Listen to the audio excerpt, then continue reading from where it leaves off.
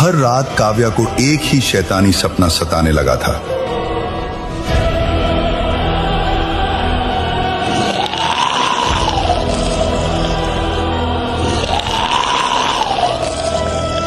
जो कहता था, तुम मेरी हो। जिस लड़की ने काली, दुर्गा और हर देवी देवता की पूजा की। हे माँ, मेरी रक्षा करना। लेकिन मंदिर, हवन और मंत्र सब बेअसर रहे। आखिर उसने यीशु को क्यों पुकारा? हे प्रभु यीशु, मेरी रक्षा कर। और क्या यीशु ने उसे बचाया? आइए जानते हैं इस वीडियो में। ये वीडियो किसी धर्म या समुदाय को ठेस पहुंचाने के लिए नहीं है। ये केवल प्रभु यीशु के प्रेम को दिखाने हेतु बनाया गया है। इसमें दिखाए गए दृश्य काल्पनिक हैं और एक वास्तविक गवाही से प्रेरित हैं। काव्या की जिंदगी बिल्कुल सामान्य थी। कॉलेज, दोस्त, हंसी मजाक, भविष्य के सपने, सब कुछ व्यवस्थित। वह उन लड़कियों में से थी जो हर छोटी चीज में खुशी ढूंढ लेती हैं। लेकिन उसे नहीं पता था कि उसकी मुस्कान पर किसी अनदेखी नजर की परछाई पड़ चुकी है। सब कुछ एक बेहद साधारण रात से शुरू हुआ। उस रात उसे एक सपना आया। वह खुद को एक अजीब जगह पर खड़ा पाती है। चारों ओर घना जंगल, पेड़ों की शाखाएं आपस में उलझी हुई, जैसे आसमान को किसी ने बंद कर दिया हो। हवा में नमी और मिट्टी की गंध थी। खामोशी इतनी गहरी कि अपनी सांस भी भारी लगने लगे। कोई है? कोई है?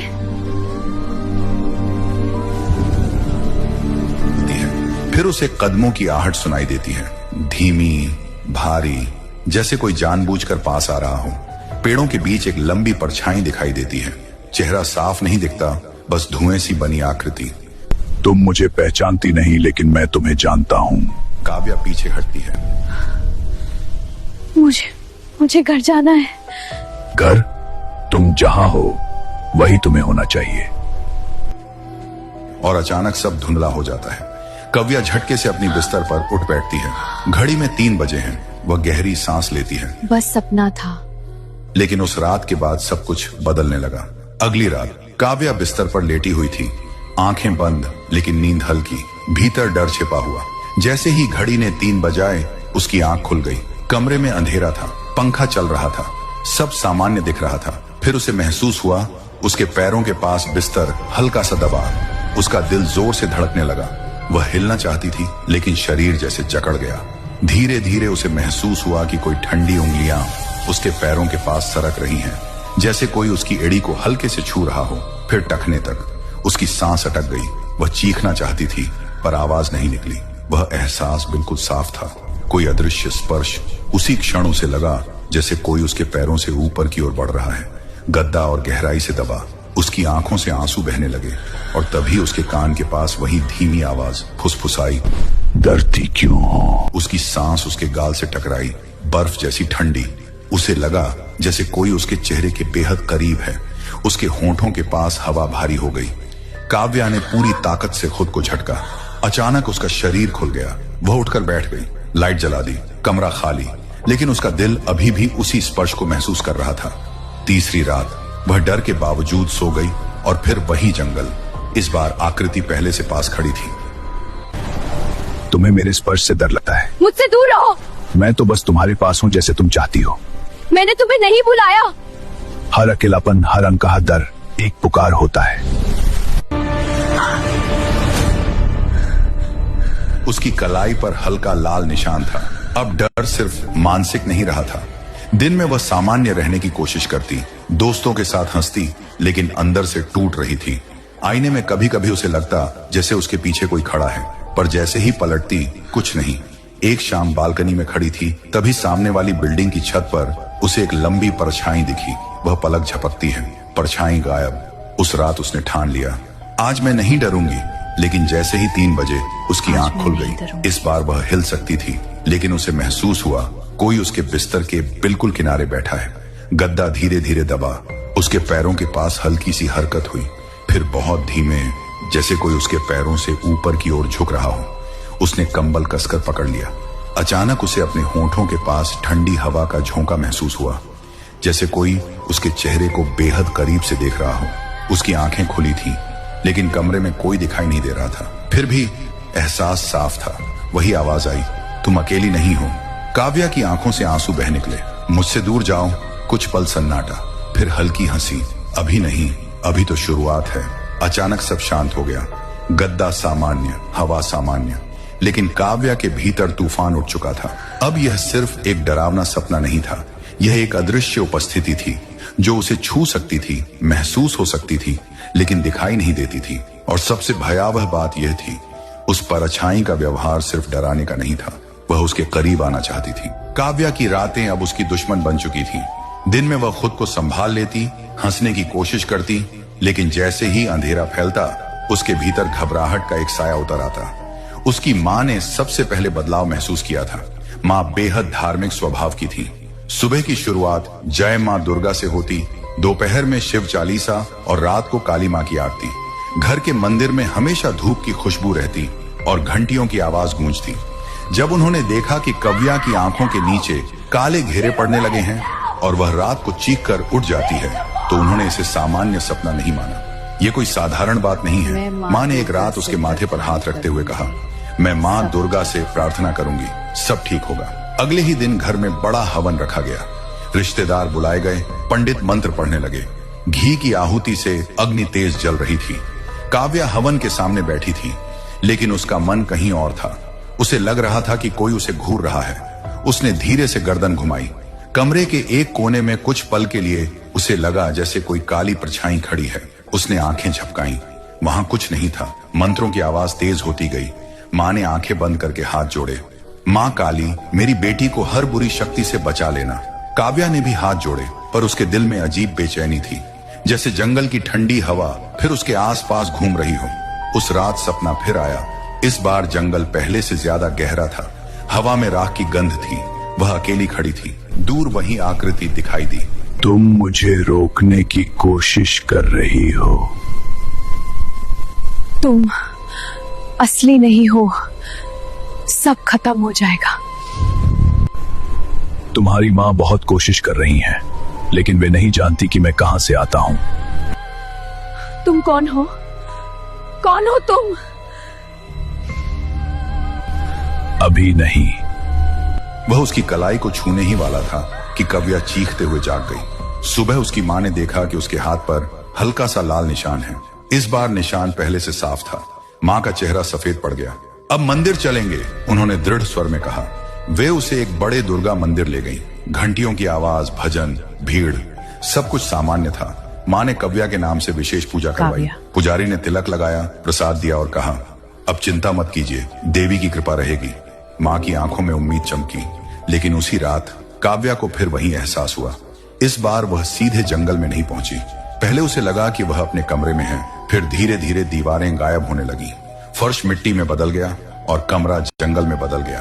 वह आकृति उसके पीछे खड़ी थी। तुम बहुत दूर दूर भटक रही हो, उसने कहा।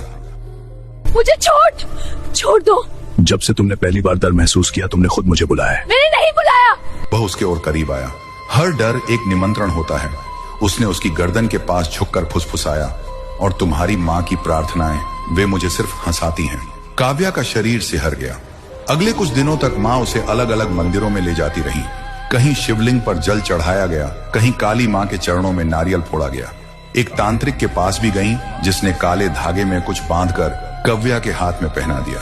अब कुछ नहीं होगा, उसने विश्वास से कहा। लेकिन रात को जैसे ही 3 बजे काव्या की नींद खुली, उसने महसूस किया कि उसका हाथ भारी हो गया है। उसने देखा काला धागा अपने आप टूटकर बिस्तर पर पड़ा है। कमरे में हल्की सी ठंडी हवा घूम रही थी, और फिर वही आवाज, तुम समझ क्यों नहीं रही हो? उसकी सांस रुक गई। मैं तुम्हें नुकसान नहीं पहुंचाना चाहता, बस तुम्हें अपने साथ ले जाना चाहता हूँ। कहां? उसने कांपते हुए पूछा। जहां कोई पूजा नहीं पहुंच सकती। उसकी माँ अब बेचैन हो चुकी थी। वे हर दिन किसी न किसी साधु, पंडित या ज्योतिषी के पास जाती। कोई कहता कुंडली में दोष है, कोई कहता नजर लगी है, कोई कहता किसी ने कुछ कर दिया है। घर में हर दिन कोई नया उपाय होता। कभी गंगा जल छिड़का जाता, कभी लाल कपड़ा बांधा जाता, कभी दरवाजे पर नींबू मिर्च लटकाई जाती। लेकिन काव्या की हालत सुधरने की बजाय और बिगड़ती जा रही थी। अब उसे दिन में भी परछाई दिखने लगी थी। आईने में कभी कभी उसे लगता जैसे उसके पीछे कोई खड़ा है, लेकिन पलटते ही सब खाली। एक शाम जब माँ दुर्गा की आरती कर रही थी, अचानक दिया अपने आप बुझ गया। माँ के हाथ कांप गए। ये अच्छा संकेत नहीं है, उन्होंने बुदबुदाया। काव्या अब अंदर से थक चुकी थी। माँ, शायद ये सब पूजा से ठीक नहीं होगा, उसने धीमे से कहा। माँ ने तुरंत उसकी बात काट दी। चुप रहो, देवी हमारी रक्षा करेंगी। लेकिन उसी रात सपना पहले से ज्यादा शांत था। जंगल में हल्की चांदनी थी। वह आकृति इस बार दूर नहीं थी, वह बिल्कुल सामने खड़ा था। तुम्हें पता है, उसने धीरे से कहा, मैं तुम्हें जबरदस्ती नहीं ले जाऊंगा। काव्या ने डरते हुए पूछा। तो वह हल्का सा मुस्कुराया। तुम खुद आओगी? कभी नहीं, उसने कांपते हुए कहा। वह उसकी आंखों में देखने लगा। अमावस्या करीब है और उस रात तुम अकेली नहीं रह पाओगी। काव्या की सांस अटक गई। अमावस्या को क्या होगा? वह कुछ क्षण चुप रहा, फिर बस इतना कहा, वादा पूरा होगा। अचानक हवा तेज चली और सब अंधेरे में डूब गया। जब वह जागी, उसके तकिए पर हल्की सी राख जमी हुई थी, जैसे कहीं दूर कुछ जला हो। माँ ने वह राख देखी तो उनका विश्वास पहली बार डगमगाया। इतनी पूजा, इतना हवन, फिर भी उनकी आवाज टूट गई। काव्या ने पहली बार अपनी माँ की आंखों में डर देखा और उसी क्षण उसे एहसास हुआ, ये लड़ाई सिर्फ उसकी नहीं रही।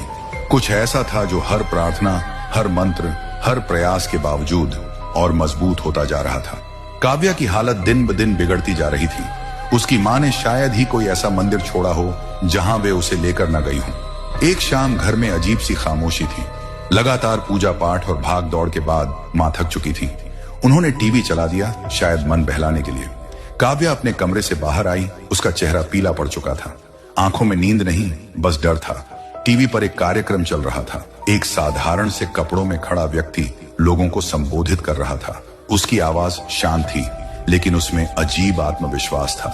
सच्चा परमेश्वर वह है जो बंधनों को तोड़ता है, वह कह रहा था। जो अंधकार में फंसे लोगों को प्रकाश देता है, जो भय को शांति में बदल देता है, वह नाम है प्रभु यीशु मसीह।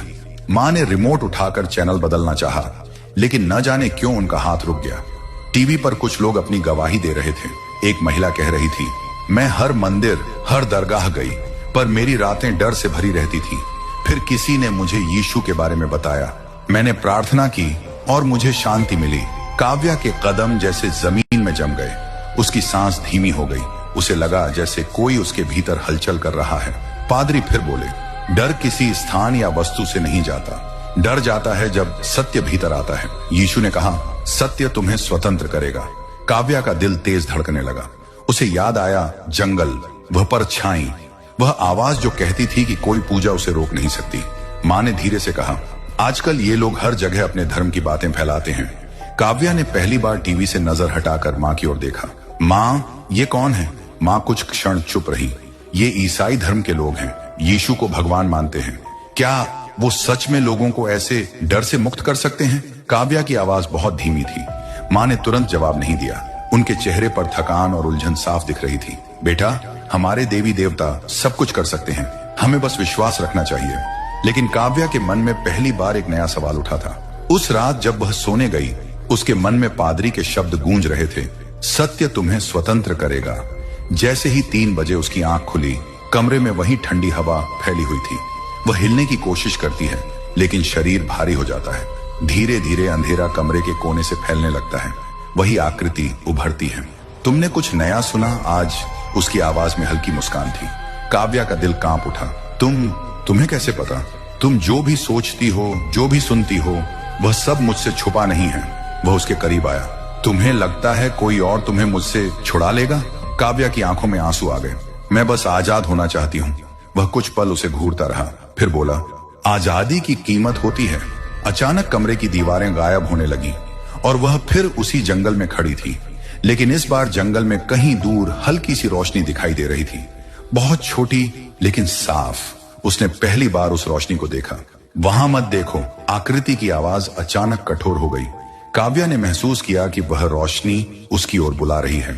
उसके भीतर हल्की सी गर्माहट हुई, वैसी जो उसे कई दिनों से महसूस नहीं हुई थी। वो क्या है? उसने धीमे से पूछा। आकृति चुप रही। उसकी आंखों के साए गहरे हो गए। तुम्हें उसकी जरूरत नहीं, उसने कहा। लेकिन इस बार उसकी आवाज में पहले जैसी दृढ़ता नहीं थी। सुबह जब काव्या उठी तो वह बेहद शांत थी। डर अब भी था, पर उसके भीतर कहीं एक छोटी सी उम्मीद जागी थी। माँ रसोई में थी। माँ, काव्या ने धीरे से पुकारा। हाँ बेटा, कल जो टीवी पर बोल रहे थे, क्या हम उनके बारे में और जान सकते हैं? माँ ने आश्चर्य से उसकी ओर देखा। तुम क्यों पूछ रही हो? काव्या कुछ क्षण चुप रही, क्योंकि अगर कहीं भी सच्ची शांति मिल सकती है तो मैं उसे ढूंढना चाहती हूँ। माँ के चेहरे पर दुविधा थी। वर्षों का विश्वास एक ओर और बेटी का डर दूसरी ओर। उन्होंने धीरे से कुर्सी खींचकर बैठते हुए कहा, मुझे नहीं पता बेटा, पर अगर तुम्हें लगता है कि हमें सुनना चाहिए तो हम सुनेंगे। उसी समय टीवी पर उसी कार्यक्रम का विज्ञापन फिर चला। डर से मुक्ति की गवाही, आज रात। काव्या ने स्क्रीन की ओर देखा और उसी क्षण उसे महसूस हुआ अंधेरा अब भी उसके आसपास है, लेकिन कहीं दूर एक दरवाजा हल्का सा खुल रहा है। उस रात घर में एक अजीब सी शांति थी, जैसे किसी तूफान से पहले की खामोशी। टीवी पर फिर वही कार्यक्रम शुरू हुआ। वही पादरी शांत स्वर में बोल रहे थे, अंधकार चाहे कितना भी पुराना क्यों ना हो, एक क्षण का प्रकाश उसे मिटा सकता है। प्रभु यीशु मसीह ने क्रूस पर हर बंधन की कीमत चुका दी।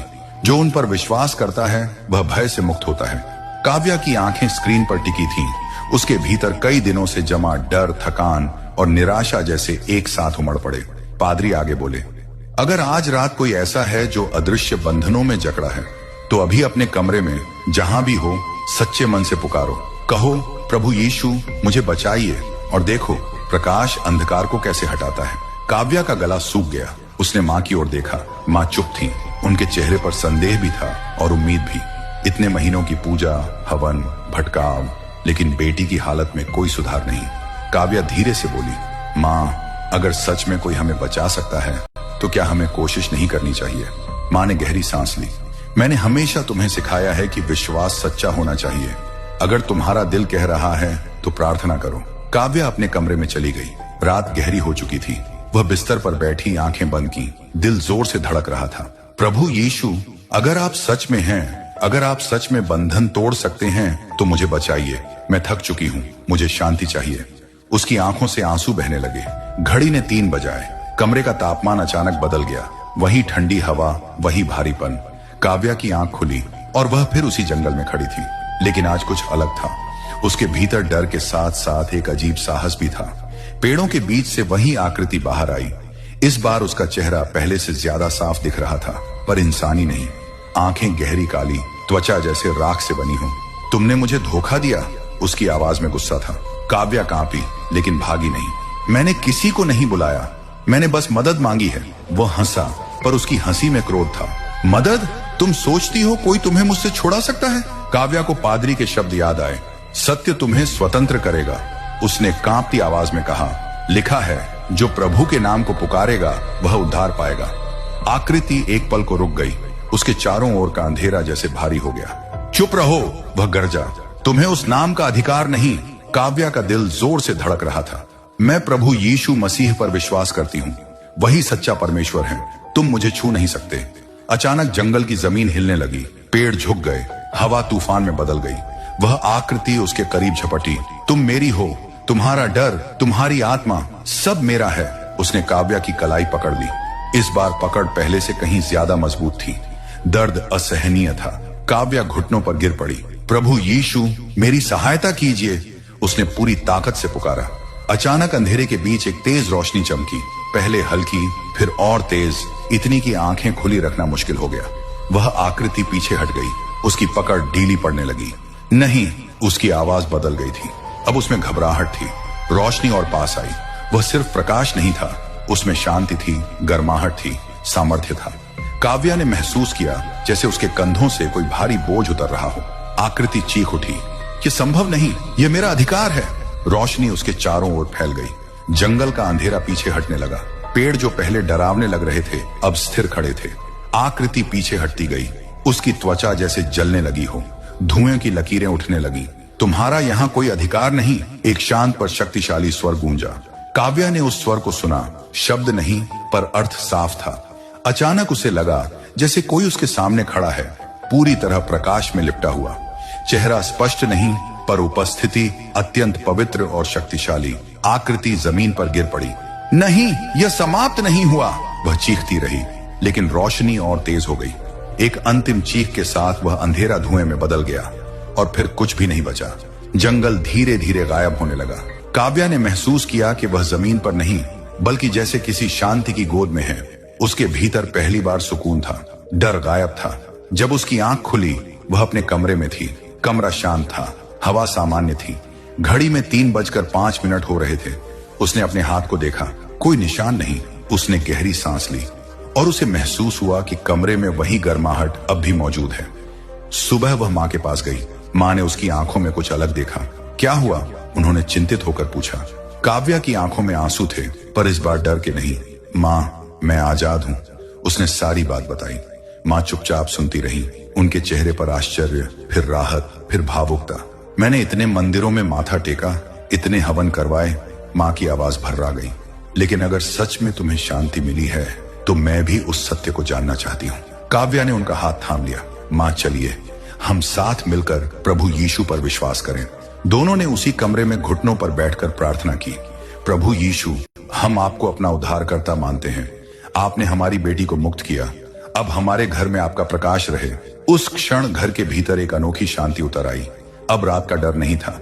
3 बजे की घड़ी अब सिर्फ समय थी, कोई संकेत नहीं। काव्या ने उस रात गहरी शांत नींद ली और कई महीनों में पहली बार उसे कोई सपना नहीं आया।